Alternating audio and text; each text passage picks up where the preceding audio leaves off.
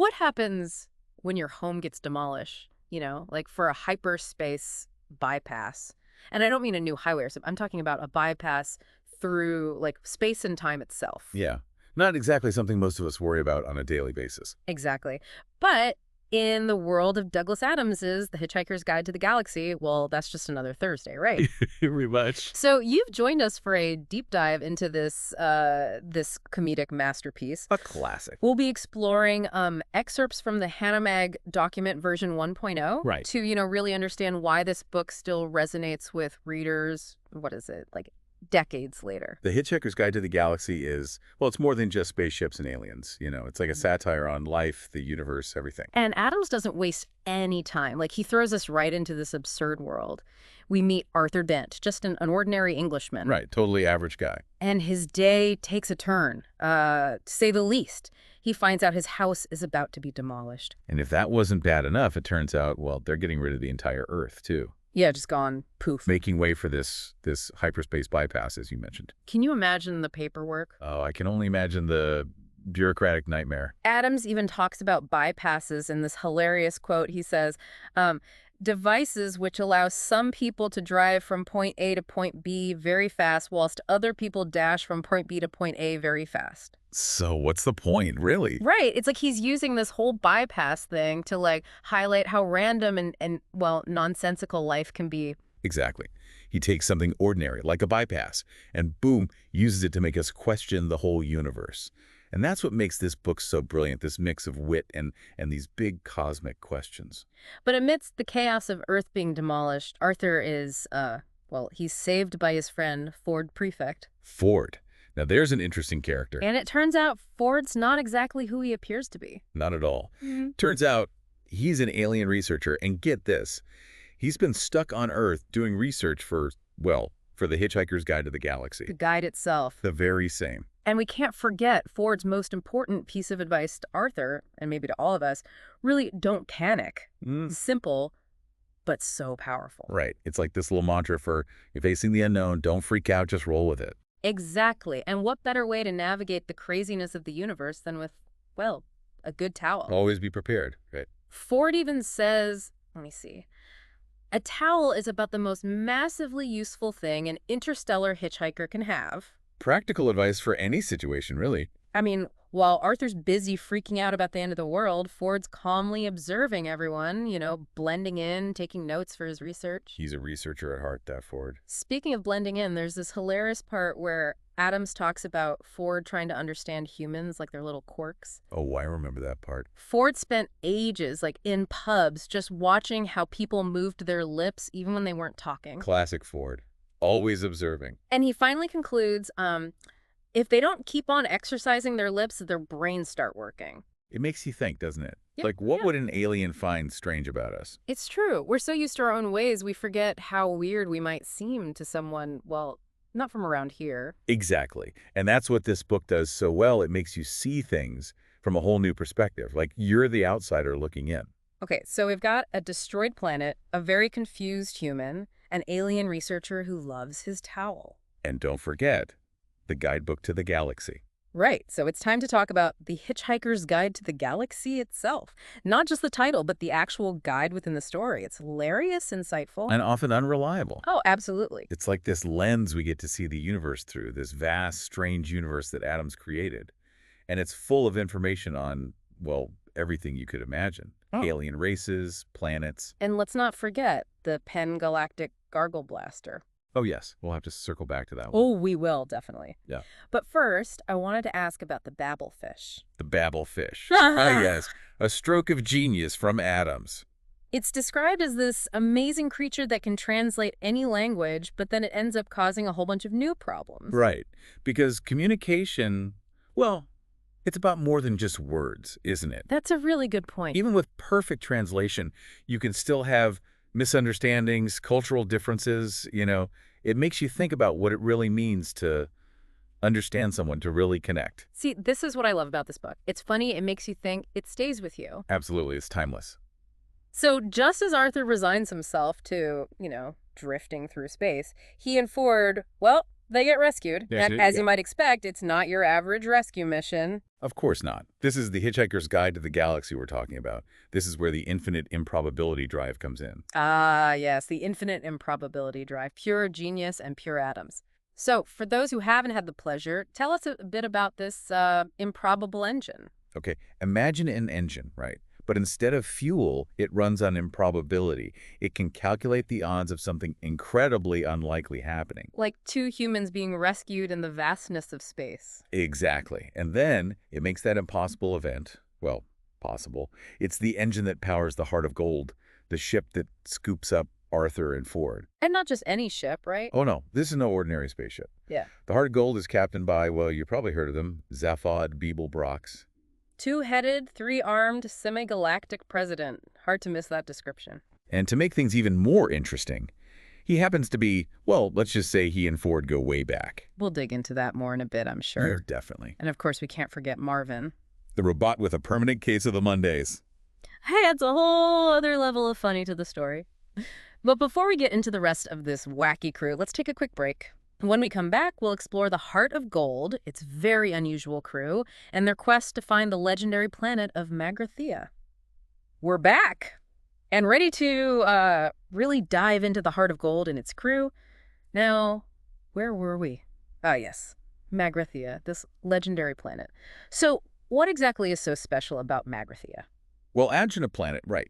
But instead of just, existing, this planet is custom-made for the ultra-rich. That's Magrathea, basically. Wow, so you're saying like planet building as a service, that's next level. It really is. Yeah. It's like Adams is using Magrathea to, I don't know, like make fun of this whole idea of consumerism, This endless desire for more, more, more. What's more extravagant than having a whole planet made just for you? It's pretty wild when you think about it, but before we get too lost in luxury planets, there's something else we gotta talk about. Something pretty massive, actually. You must mean deep thought. That's the one. So Deep Thought, this supercomputer, was given the task of calculating the answer to the ultimate question of life, the universe, and everything. I mean, how long does it even take a computer to do that? 7.5 million years, to be exact. 7.5 million years. That's mind-blowing. Okay, so after all that time, all those calculations, what's the big answer? 42. 42, that's it. Just 42. I don't know. I was expecting something a little more, profound. And that's the point, right? This huge universe-spanning answer, and it's just a number. It means nothing without the question. It's like, I don't know, having the answer key, but no idea what the test was about. Exactly. It's brilliant. It makes fun of how we always want easy answers to these big questions, but we don't even know what we're really asking. Okay, but what do you do when you get an answer you don't understand? Build a bigger computer. I guess in this case, yeah. Deep Thought couldn't figure out the ultimate question, so it proposed building an even more powerful computer to do it. And that computer, well, it was the Earth. Wait, so the Earth was a giant computer program this whole time, and the mice, don't tell me. The mice were the ones who commissioned it. You mean those little furry creatures are actually, like, hyper-intelligent, pan-dimensional beings? Yep. Adams really messes with our idea of intelligence, doesn't he? He does. Makes you wonder who's really in charge around here. Okay, but if the Earth was destroyed before it could finish its calculations, does that mean we'll never know the ultimate question? Not necessarily. Remember Arthur? He was there when Earth was, well, when it went kaput. He could be the only one who still has, some part of the question in him. The fate of the universe rests on a very confused Englishman. Makes sense. But what about those philosophers, the ones who wanted to stop deep thought in the first place? Oh, right. Broomfondel and Midgicthes. Worried about a machine taking their job? Can you imagine? Classic. It's like Adams is poking fun at academia, those big thinkers who ponder life's mysteries. But what's the point if a computer can just spit out the answer? It's a good question. We like to think we're searching for knowledge, but maybe we just like the search itself. It's true. Sometimes the journey is more interesting than the destination. Right. But let's not forget, Arthur and the others, they're on the run, trying to make sense of everything, all while searching for this planet that builds planets. Oh yeah, Magrathea. It's easy to forget with all this talk about supercomputers and mice. Speaking of which, how do they plan on getting the ultimate question out of Arthur's head anyway? Well, that's where things get even more interesting. Just as the mice are about to, examine Arthur's mind, another spaceship shows up. Seriously? Another one? This is getting out of hand. Tell me about it. The galaxy's a big place, but it seems like everyone's crashing this party. And this new spaceship, it's not, like, connected to Zaphod's subconscious desires or anything, is it? For once, Zaphod might be the least unpredictable thing happening right now. Things are getting interesting. What happens when three spaceships collide? We'll find out right after this. All right, we're back for the big finale of our deep dive into Hitchhiker's Guide to the Galaxy. When we left off, well, things were getting kind of crazy. Vogons, mind-probing mice, a mysterious spaceship showing up. It was a lot. There's never a dull moment with this bunch. That's for sure. So what happens next? Does everyone survive? Well, you could say it's a climax, but also kind of not. This new spaceship, right as it's about to attack, everyone on board dies. Just like that. What could possibly cause an entire crew to, just suddenly die? It's pretty eerie when you think about it. Ford, well, he checks things out and discovers their life support failed, completely malfunctioned. You've got to be kidding me.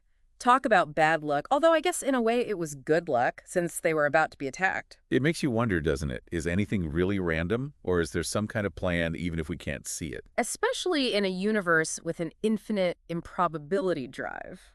Which reminds me, how does our crew get out of this mess? They make a quick getaway in Slartibartfast's air car. Remember him? Slartibartfast, the planet designer. How could I forget a name like that? Right.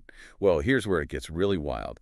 They end up crashing into the sun. The sun. That doesn't sound good, even with an infinite improbability drive. Only atoms could pull something like this off. But don't worry, the drive does its thing. Instead of being, turned to ash, they find themselves on a luxury planet. Of course. Only the best for our heroes. Only in The Hitchhiker's Guide to the Galaxy could this happen. It's like the universe has a weird sense of humor, Totally. And it's not just any luxury planet. It's a showroom for Magrathea's services, where they build custom planets for the super rich. This is too perfect. It's like the ultimate display of extravagance. Exactly. It's Adams at his best, poking fun at consumerism. Yeah. He's basically asking, if you had unlimited money and power, what would you create? And would it even matter? That's something to think about, even if we can't order a planet on a whim. For sure. So while they're checking out these fancy planets, do they run into anyone familiar? Funny you should ask. They bumped into Slartibartfast again. The fjord enthusiast himself. What's he doing there? He tells them Earth was actually destroyed, like 5 minutes too early. The mice are building a new version, Earth Mark II. Earth Mark II, that's just great. So what, they need Arthur again for this new Earth? They still need him to try and recover that ultimate question, yep. Poor Arthur. Everybody wants a piece of his brain. What does he do? Let's just say their plans for, accessing Arthur's mind, they get interrupted. Another spaceship shows up. Another one. Seriously. Who is it this time? This time it's Uden Vranks, an old friend of Zaphod's. Well, maybe not a friend exactly. This just gets more and more complicated. Who is this Uden Franks anyway? Turns out he's a former space pirate. Mm-hmm. And get this, he's the one who put the idea in Zaphod's head to steal the heart of gold in the first place. Wait, you're saying Zaphod's entire journey, this whole search he's on, it's all because of this space pirate? Seems like it. Uden Vranks. He was looking for the ruler of the universe. He believed the heart of gold, with its infinite improbability drive, was the key to finding them. So the semi-galactic president was just a pawn in this whole thing. Only Douglas Adams could come up with something this crazy. So do they find this ruler? Well, that's a story for another time. Arthur's adventures, they continue. But the question of the ultimate answer, it remains unanswered. So after all that, all those adventures, were left with more questions. That's kind of, I don't know, unsatisfying. Not really. The point of The Hitchhiker's Guide to the Galaxy isn't to give you all the answers. It's about enjoying the ride. Embracing the absurdity of everything. Learning to laugh at the universe, even when it doesn't make sense. Exactly. It's about finding those absurd moments and just rolling with it. Towel in hand, ready for the next crazy thing. Well said. I think that's a perfect place to wrap up our deep dive. This has been quite a journey. It has. We've explored everything from the meaning of life to the importance of a good towel. And for anyone listening who hasn't read The Hitchhiker's Guide to the Galaxy, well, I can't recommend it enough. You'll laugh, you'll think, you might even learn to love the absurdity of it all. And don't forget your towel. This has been The Deep Dive. Thanks for listening. Until next time, so long, and thanks for all the fish.